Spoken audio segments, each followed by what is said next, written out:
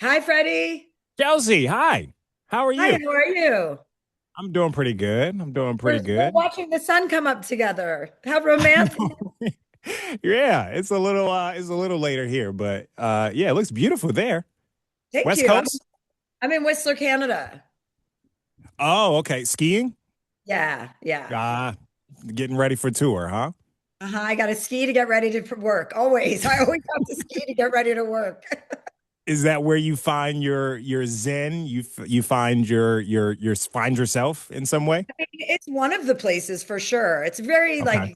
It's very antithetical to my LA life up here, so I Sure. really like it. It's like a village, It's a village where I go and do my errands and it's a very small community and I have a bunch of ski girlfriends and it's really all about the skiing and the après and yeah, it's really nice to kind of escape LA and be out of the country. Well, Sure. it just in general, I like to bop around a lot, I like to go to a lot Yeah. of places. So I get my energy from a lot of different places, but Whistler, Canada is one of my spots. I love that for you. Dave Chappelle lives about maybe an hour north of Cincinnati in Yellow Springs, where it's very quiet, it's very small community. He walks around, people don't bother him, like that sort of thing. Mhm. And I think he loves it for all the reasons you just said, right? You just kind of feel Yeah. away from the noise a bit, but you can still have a family life and hang out with your friends and do whatever you want to do, right? Yeah, and I have like a small house up here. It's like a chalet. I could ski in and ski out my front door and it's a house that I can manage. You know what I mean? Like nothing Yeah. can go too terribly wrong because it's little, everything's compact.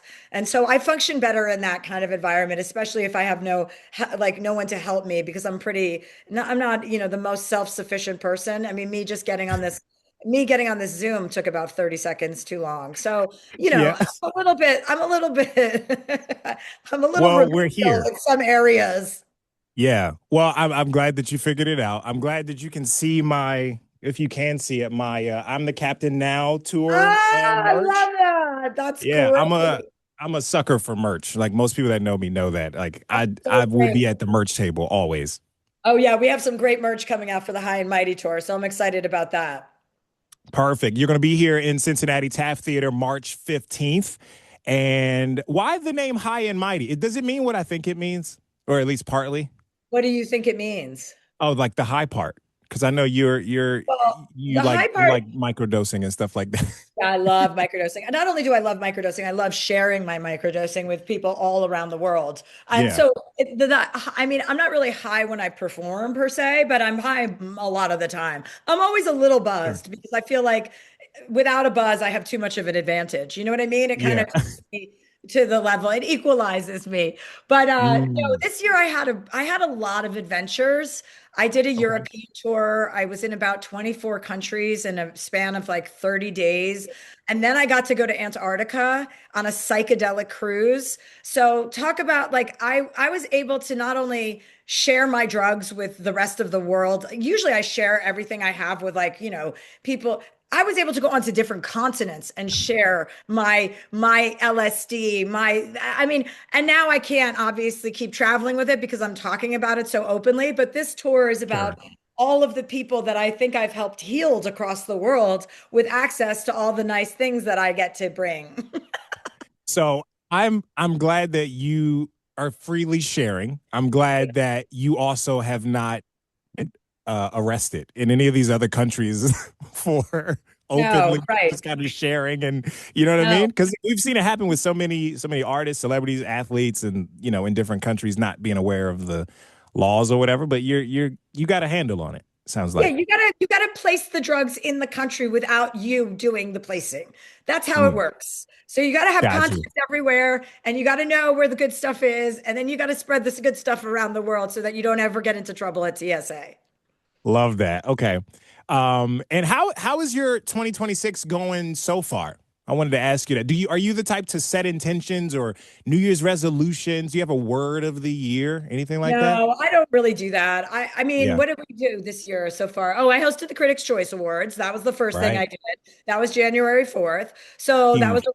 really fun blast night. And then I zipped around and turned around and came right back here. Oh no, I went to New York for a few days and then I came back here. No, I'm not big about like resolutions and intentions. I mean, intentions, yeah. I just always Okay. want to get a little bit stronger, a little bit wiser, and a little bit better as a human being as each year goes on, so that I'm not kind of learning the same lessons over and over again. I don't want to date the same guy twice. I want to date Yeah. that guy once, and then I want to date the other guy. Like I Yeah. want everything to happen once, not multiple times, because then you're not really taking it in, I feel. Right. Forward motion always, right? Yes, absolutely. Yeah. And you did host the Critics' Choice Award. Amazing job, by the way. I thought it was fantastic. I love seeing you host award shows and get up on stage at any point. I wanted to ask you, well, first of all, I wanted to mention to you your dedication to Rob and Michelle Reiner. I thought that was beautifully worded. Thank you. And I thought that was beautiful, and I don't know. It was amazing to see someone who had, I guess, a bit of a relationship with them, and you knew them enough. You've had dinner with them and stuff. I saw that you said you had dinner with them and like Barack Obama and like a bunch of other people. So yeah, Yeah, that was just beautiful to we had go a ahead. funny night once where we were at a friend's dinner and Barack Obama walked in the door as we were wrapping up dinner and had a martini with us. And I was with the Reiners that night. And it was a really funny night for multiple reasons, none of which I can really talk about. Um, but Rob was just such an incredible person and an incredible mentor to so many people. And so was his wife. Like they were friends of mine. I saw them very recently. It's horrifying, and they definitely Yeah, deserve a tribute. I mean, he's impacted so many people's lives and career, which is all obvious. And it's just hard to see someone like that who's so happy and beautiful and like such a dad figure to so many yeah. people go like leave the world that way. He's just gone. Yeah, yeah. Such a It's such a tragic. violent way. Yeah, tragic, horrible thing. But I just wanted to let you know that that touched me even at home. Someone who's never met Rob Reiner, just seeing him on TV, seeing him in, Ew. yeah, seeing movies he's directed, I So thought that was very beautifully done. What is your least favorite part about hosting award shows? Because it seems fun, but there's got to be parts of it that are taxing on you, I right? mean, the fake hair I find to be a bit ick. Like they put all this hair. I'm always arguing about I'm like, please put less hair on my head. It's just ridiculous. Like I have hair and I understand when you're on camera, like the volume and the net, but like the fake, I don't like anything that has pretense. Like I don't like Mm. fake. Even the spray tan, I'm like, ugh. I don't want a spray tan. They're like, Chelsea, you have to get a spray tan. You're going to look so much better. You're just coming from Whistler. You're so pale. Your skin is so dry. You need a golden hue. I'm like, okay. So I get this spray tan and I get this fake hair and it's just not who I am. Do you know what I mean? Like, I got you. I like it to be real. I like it to be like, I would go out there with no makeup if I could. I mean, maybe I wouldn't do that because that wouldn't look so hot, but I would like to just be myself and not have to present myself in this beautiful, like statuesque way. Although, Sure. listen, I'm not going to lie. I definitely loved the way I looked that night. I definitely looked at pictures of myself and thought, whoa, like those peptides are popping because my muscles are popping. So thank God for I peptides. look hot. Yeah, Yeah, yeah, yeah. yeah. I'm like, You wait, did look great. You I'm did a like, fantastic job. thank you. But also, I'm 50 years old. Like, if I knew at 30 that I would be better looking and in better shape and like to get more together at 50, I would have been like fast forward. So that's something I just want any women listening. It gets better. Do not listen that it gets worse. Like, I am ascending, not, you know what I mean? It's not over. Yeah. I love that. And so a part of our radio here, we have a podcast series where all the DJs we've interviewed different women in business that are running businesses, successful businesses, local and some kind of national. Is there advice that you have for women to that are starting their own thing? Um, well, I would just say, it's really hard, or it can be hard. I don't want to say it's always Sure. really hard. It can be hard to be a woman that is like, like a female business owner. It can be hard to do that, and it can be hard to stick to your guns and enact authority without being considered a bit like, a bitch or too controlling, like all the things that people say about women that men do all the time. But I would Right. say, like, as a like female, like as somebody I consider myself to be like a leader, like you really have to be just so authentic to who you are. And as long as you are really, really true to who you are, what your personality is, don't try to be a bitch. Don't try to be more powerful than you are. Be authentic to who you are. And that can be soft, that can be nice, that can be quiet, it can be loud. All of those things are okay. Like don't judge yourself for your personality. Embrace your personality, and that will always propel you forward. I really believe that. I think pretending to be someone you're not or putting on a hat that and trying to be something that you're not doesn't translate. People could smell inauthenticity. 100%. I see that being more of a trend on socials and stuff for this year. I've seen a lot of social media gurus. They're like, people want authenticity, and that is just across the board. But I love that. I love those words of wisdom, I like to call it. That's dope. Can I ask you something about dating really quick too? Weird segue, but I just wanted to ask you. I love your approach, like advice you give when dating. I saw this woman; she went viral for her bare minimum requirements for a first date, and I wanted to ask you about them. I wanted to see your thoughts on each of these things. Okay. Uh, so she said they should pay the bill. If you split the bill with her, she said, "I'll never talk to you again."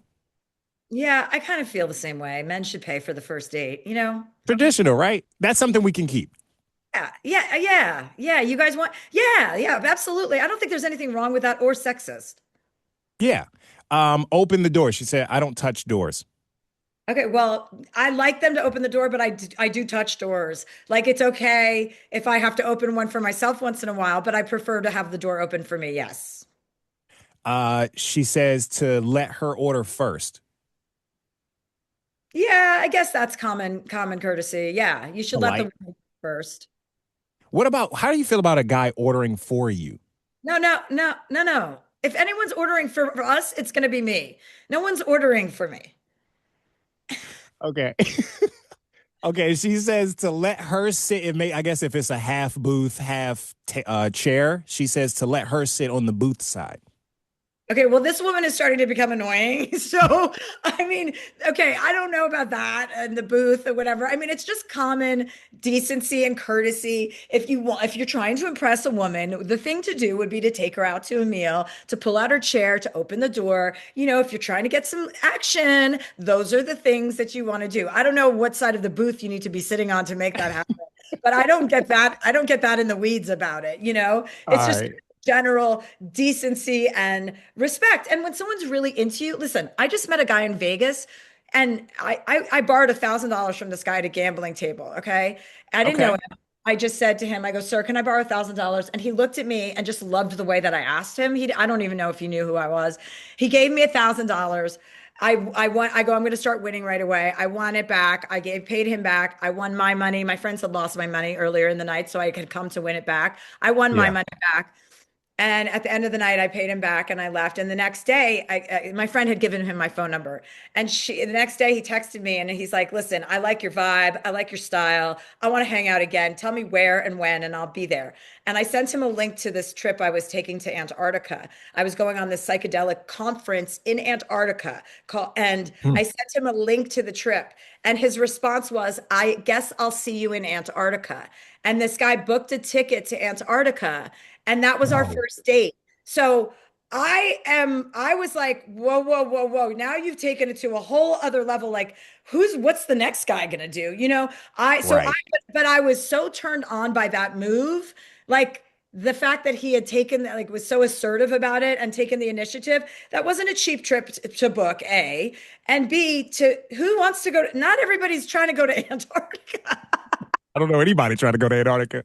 So I really liked that. And so for me, I was like, you got my attention. I like a big move and I like that. Now, listen, I don't want to set the standard. That's obviously not the standard for anyone, nor will it be for me. I'm not that Yeah. delusional. But as a woman, we just like to be made to feel like you're going to go out of your way for us and that you're considering us.